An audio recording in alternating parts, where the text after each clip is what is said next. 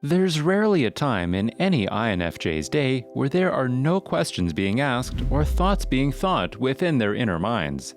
With continuous analysis of their surroundings and a need to understand every concept on such a deep level, every INFJ has asked themselves these 13 questions at least once in life. Welcome, or welcome back, psychos. Before we get into it, we'd love it if you liked and subscribed to our channel, as well as to click the post notification bell so you never miss a video. Alright, let's jump right into it, starting with number 1. Why am I not happy? With such a deep understanding of the inner workings of this world and the human emotions that run it, some would say the INFJ would be considered rather mentally equipped to maintain their happiness. However, with introverted intuition and extroverted feeling as their two most dominant functions, the INFJ can have trouble recognizing how they're feeling and why. And so, not only do they ask themselves why they're not happy, but also if they're happy, and even what happiness truly is in the first place. Number 2. Am I sure? Am I sure I'm making the right decision? Am I sure I like this person? Am I sure I want to do this for the rest of my life? It's not that INFJs are necessarily known for being unsure. However, for this complex-minded type, no decision is simple. INFJs are always weighing out the pros and cons right down to the very last second. And even when they're given the time they need to come to a conclusion, they'll never not wonder what would have happened if they chose the other option. Number 3. Why am I like this? When you're not only one of the rarest personality types, but also understandably misunderstood by most people, INFJs tend to catch themselves wondering, why am I like this? Whether they're having trouble fitting in or they couldn't quite get out what they were trying to say, when this self-critiquing type questions their actions and behavior, it may be a part of a bigger picture, one that is often caused by their overthinking nature. Number 4. When can I leave? For an INFJ in any type of social function, questioning when is it appropriate to leave without seeming rude, or looking around the room to see if anyone else has left, is all part of the process. Introverted with a quick-draining social battery life, INFJs begin thinking these thoughts before even arriving at the social event. If they're not talking literally, INFJs will calculate the most appropriate time to leave a job, living space, or relationship by asking the very same questions. When can I leave without hurting anyone's feelings? Or, will there ever be a right time? Are all very familiar self-analyzing questions for the INFJ. Number 5. Is this worth giving up on? Speaking of relationships and personal obligations, when INFJs are questioning whether or not it's time to move on, they'll always ask themselves if it's really worth throwing in the towel. Of course, that sounds like a normal question anyone would ask before making a big life decision. However, in the case of the INFJ, as soon as they catch themselves questioning something once, they'll never be able to shake it without doing something about the situation. Whether they decide to follow through with, let's say, a door slam, it may take weeks or months of observing this very question from all angles before making even the slightest movement. Number 6. Am I trying my best? Speaking of surrendering to the idea that sometimes things don't work out as planned, there's no leaving a situation without the INFJ first asking themselves if they've put in all the necessary work possible. They're not the personality type to look at others for fault or to point the finger. In fact, INFJs look to themselves to blame, sometimes to the point of unnecessarily harsh self-critiquing. And because this ambitious type is confident that they could probably do anything they put their minds to, sometimes when their best isn't good enough, it can cause seriously low self-worth. Number 7.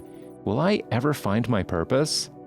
INFJs are not only hard on themselves, but they also have a deep longing to fulfill their purpose in life. With unique characteristics, extreme empathy, and the inner craving for human interaction, most INFJs feel like there is something they're called to do in this life. However, finding what that thing is often the most difficult part of the process. Not only do they question if they'll ever find their purpose, but going back to the previous question, INFJs may ask themselves whether or not they're actually trying their best to find their calling. And once it becomes a personal mission to that extent, the mission to find their purpose in life can become both extremely motivating and seriously debilitating at the same time.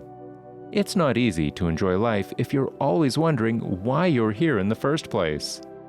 Number 8. What is the meaning of life?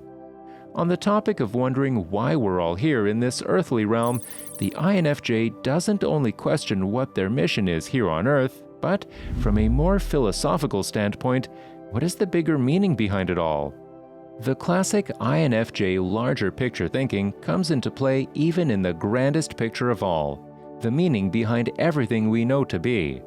Not only do they question what is the meaning of life, but also what is the meaning of death? Why is there so much violence in the world? What is the meaning of love? Why is there disease in the world? Is there a higher power? And every other question that may lead them closer to understanding these otherwise accepted aspects of life. Number 9. Why did I say that? When it comes to the INFJ's more philosophical conversation topics, sometimes they leave a moment of social banter wondering why the heck they brought any of the taboo subject matter they did. Known for having an easier time writing things out than they do verbally explaining their elaborate understandings and beliefs, INFJs may not communicate the things they actually enjoy talking about in the best way. This can either lead to serious confusion, judgment, or disinterest from the other party, or, most commonly, unnecessary INFJ self-criticizing despite nobody else noticing their slip-up. So, luckily, if an INFJ walks away thinking, "Why on earth did I have to say that or bring that up?" it's probably not as big of a deal as they think it is. Number 10. How can I help them?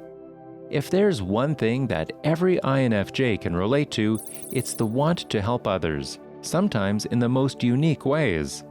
Not only does this quality give them the rewarding feeling their empathetic side craves, but it also gives the INFJ the personal satisfaction because there's nothing more logically satisfying than helping a fellow Earthling. Sometimes, however, INFJs use this simple question as means of being too kind for their own good. Not everyone wants help, and not everyone appreciates it as the INFJ would. And both outcomes can really hurt this extroverted feeler type. Number 11. Do I really have to? Family functions, blind dates, work parties. You name it, if the INFJ is invited, you can be sure one of the first questions they're going to ask themselves is, but do I really have to go? And INFJs won't stop there, of course. In fact, the INFJ brain will then begin the process of analysis in terms of necessity, importance, and interest. Before making any promises, they'll not only weigh out each pro and con, but also mentally play out a couple potential outcomes. Some related questions would be, will I be the only one there that makes it too obvious if I don't attend? Will I disappoint someone if I don't go? Does it sound enjoyable? Number 12. Did I overshare? While there are pre-attendance questions when it comes to the INFJ and social outings, there are also post-attendance questions that come into play. Overly reserved and arguably secretive, one of the INFJ's biggest fears when socializing with others is slipping into the trance of oversharing. Whether they actually end up taking the leap to attend a social gathering or they get caught up in spontaneous banter, it's not uncommon for INFJs to ask themselves whether or not they overshared. Usually, this private introvert doesn't notice it when they feel compelled to share in the moment, and most of the time, it's only to make the other person feel more comfortable.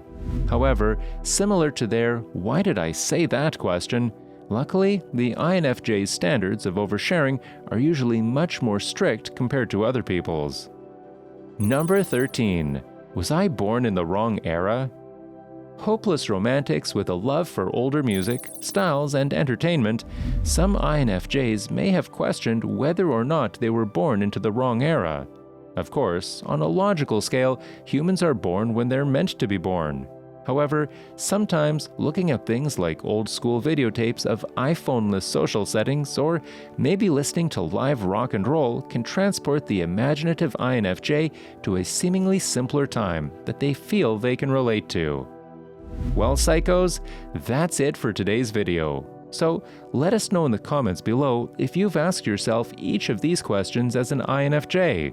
Also, make sure to leave us a like, share with your friends, and also subscribe to our channel so that you never miss a video.